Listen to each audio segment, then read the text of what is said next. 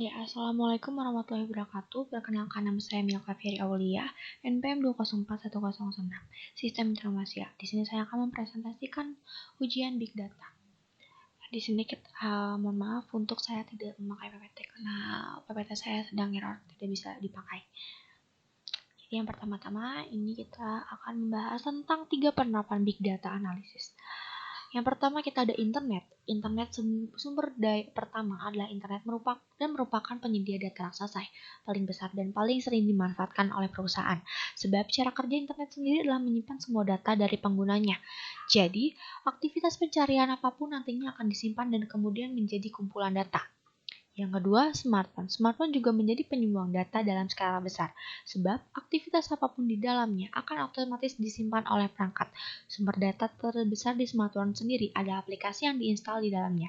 Jadi, setiap kali aplikasi ini berjalan, maka data yang akan didapatkan dikumpulkan oleh sistem. Yang terakhir ada media sosial. Media sosial di mana menjadi media yang paling banyak dibuka oleh siapapun di era sekarang. Bahkan sesaat setelah bangun tidur juga menjadi sumber data dalam skala terbesar. Setiap foto, video, termasuk cuitan di dalam media sosial sudah disebut data. Lanjut, kita ada perbedaan data struktur dan tidak struktur. Yang pertama, terstruktur. Jenis data terstruktur dapat diproses, disimpan, dan diambil dalam format tetap. Jenis data ini disimpan dalam bentuk tabel, baris, dan kolom, yang normalnya disimpan dalam Excel atau spreadsheet, di mana informasi pada data terorganisir dan dapat dengan mudah diakses dari database dengan algoritma mesin pencari sederhana. Contoh data terstruktur adalah data sensor, data penjualan pada suatu perusahaan, data karyawan dalam database perusahaan dengan detail yang terstruktur seperti detail gaji karyawan, posisi pekerjaan, gaji, dan lainnya ditampilkan secara terorganisir.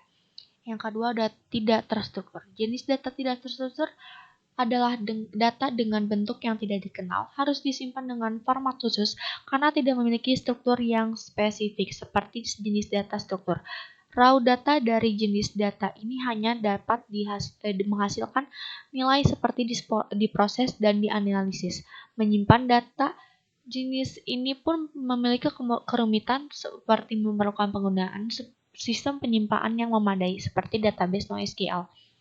Contoh jenis data tidak struktur seperti data teks berformat foto atau bergambar, foto, video, atau suara. Selain itu juga dalam bentuk keluhan pelanggan, kontrak, ataupun email internal. Lanjut ada sentiment analysis.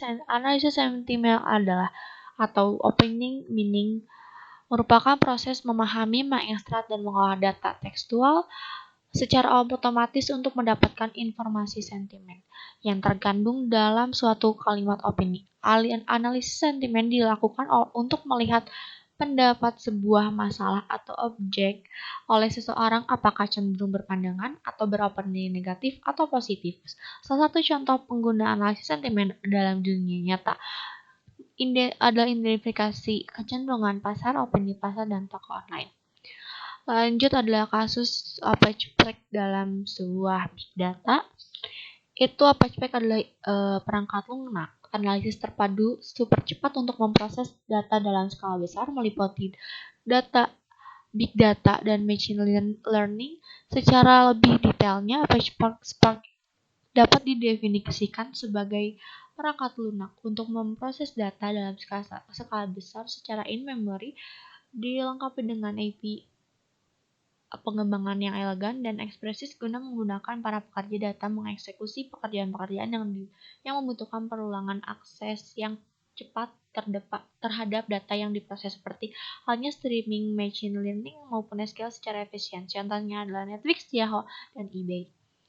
Lanjut tentang jurnal tentang topik pendidikan Big Data Analysis. Yang pertama, dari suatu masalah penelitian ini bertujuan pemanfaatan peran dan kontribusi Big Data dalam paradigma pembelajaran di era normal menuntut pembelajaran daring yang awalnya semua dilakukan dengan tatap muka.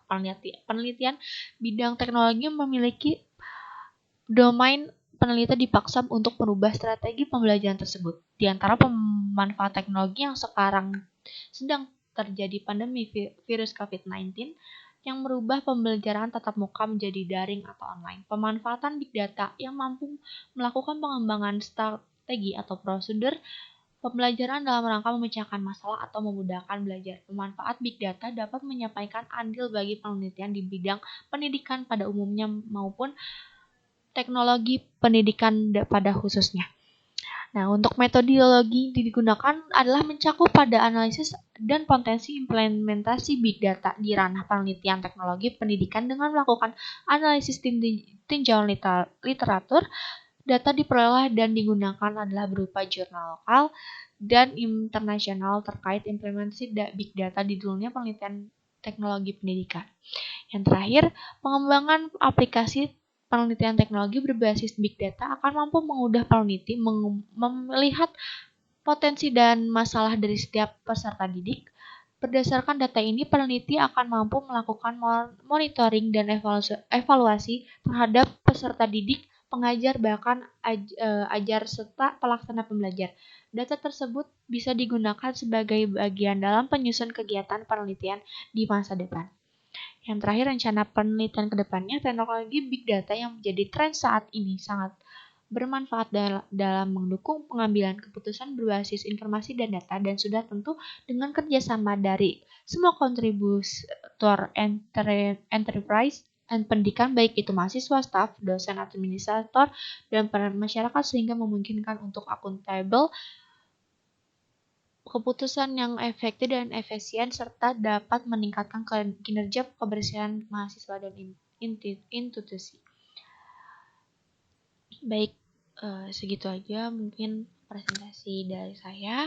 Wassalamualaikum warahmatullahi wabarakatuh. Mohon maaf atas kekurangan dan kekurangannya. Terima kasih. Wassalamualaikum warahmatullahi wabarakatuh.